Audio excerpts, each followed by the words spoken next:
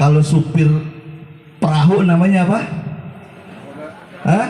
Nakoda yang hebat tidak akan terlahir di lautan yang datar, lautan yang tanpa ombak yang besar.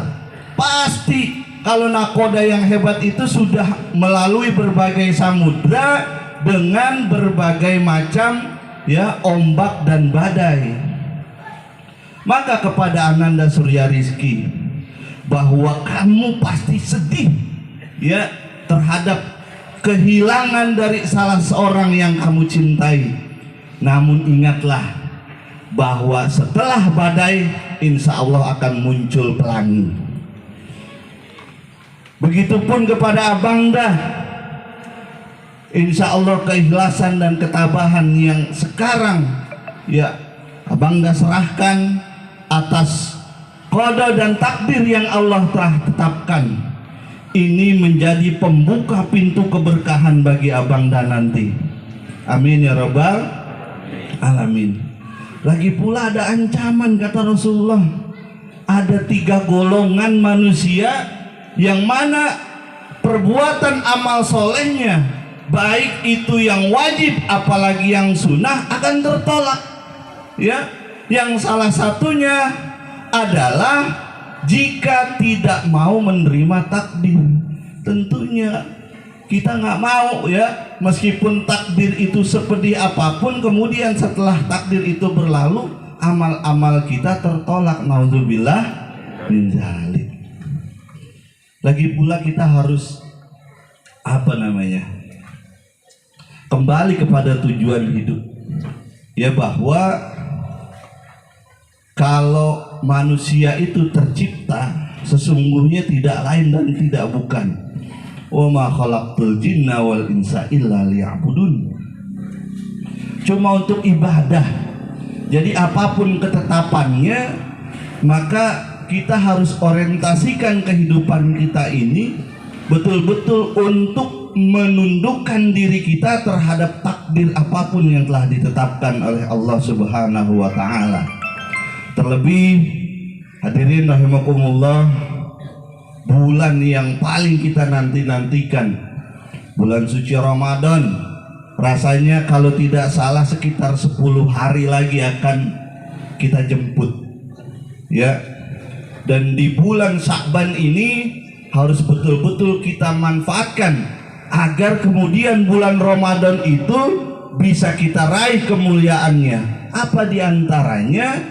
Ya, kita harus mempersiapkan diri. Dengan apa caranya mempersiapkan diri? Kan man fariha bidukhuli Ramadan haramallahu jasadihi 'alan niran. Kalau kita senang menerima bulan suci Ramadan, maka haram nanti tubuh kita atas sentuhan api neraka. Tapi pengertiannya itu kemudian dijelaskan dengan sabda Nabi yang berikutnya, bahwa satu ketika baginda Rasul setelah melaksanakan sholat Idul Fitri dan ingin naik khutbah Jumat, beliau kemudian mengaminkan 3 kali doa yang sudah didoakan oleh malaikat Jibril.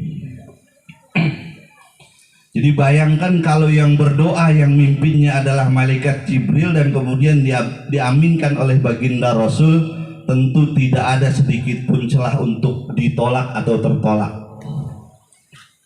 Apa yang menjadi doa dari malaikat Jibril itu? Yang pertama, ya Allah, jangan kau terima puasa dan ibadahnya anak yang durhaka kepada orang tuanya. Jadi anak yang durhaka kepada orang tua itu nanti ibadah-ibadah di bulan Ramadan yang mau puasa, qiraatul Quran dan yang lainnya itu akan tertolak. Yang kemudian yang kedua adalah, ya Allah, jangan kau terima ibadah puasa dan juga ibadah yang lainnya istri yang durhaka kepada suaminya. Yang kedua.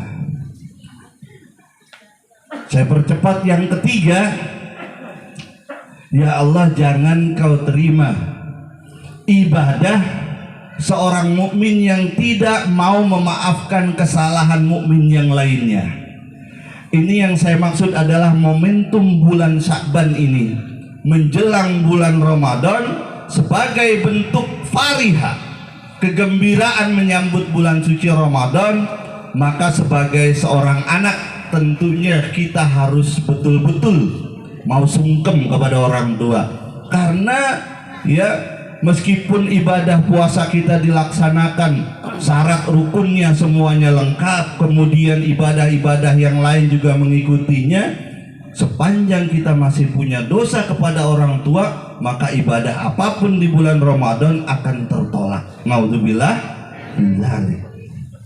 Kedua juga, bila mana dalam konteks ya pergaulan suami dan istri misalnya ya pernah katakanlah melakukan dosa kepada suaminya, maka momentum 10 hari ini di bulan Sya'ban temuilah ya, kemudian bermohonlah ampun kepada suaminya agar bulan suci Ramadan ini betul-betul kita raih kemuliaannya.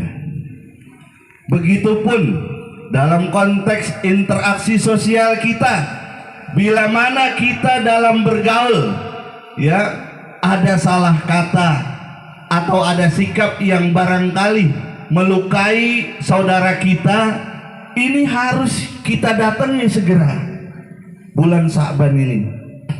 Karena yang namanya dosa antar sesama manusia tidak akan diampuni kecuali kalau sudah dimohonkan maaf. Kalau dosa secara vertikal kepada Allah kita istighfar kemudian taubat cukup.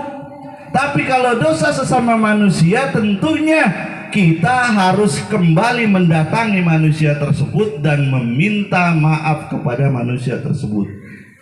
Kenapa demikian? Karena Ramadan sesungguhnya sebagai masterpiece ya, sebagai bulan yang membentuk karakter manusia ataupun karakter seorang muslim, yang kemudian akan dijalankan skenarionya mulai dari bulan Syawal sampai dengan bulan Sya'ban ini. Jadi kalau Ramadan kita manfaatkan momentumnya untuk betul-betul mendekatkan diri kepada Allah, maka bulan Syawal sampai Sya'ban insya Allah kita juga akan dekat kepada Allah. Dan bila mana Ramadan kita rajin untuk tadarus Al-Quran, maka mulai dari Syawal sampai dengan Sya'ban insya Allah kita juga akan dekat dengan Al-Quran. Begitupun sebaliknya, naudzubillah min dzalik. Itu barangkali sekapur sirih dari kami. Ya, kami mohon maaf ya. Sekali lagi tidak ada sedikit pun untuk menggurui. Betulnya saya paling takut kalau ngomong begini, paling takut. Ya, karena apa yang saya ucapkan, apa yang saya lontarkan itu akan diminta pertanggungjawabannya. Tapi dalam konteks kewajiban, yang pertama diminta oleh tuan rumah, kemudian watawasau bil haq watawasau bis sabr, ini terpaksa dalam tanda petik saya laksanakan.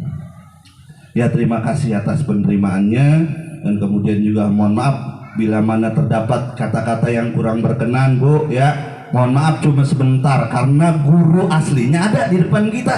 Ya, saya mah cuma sekedar pengantar.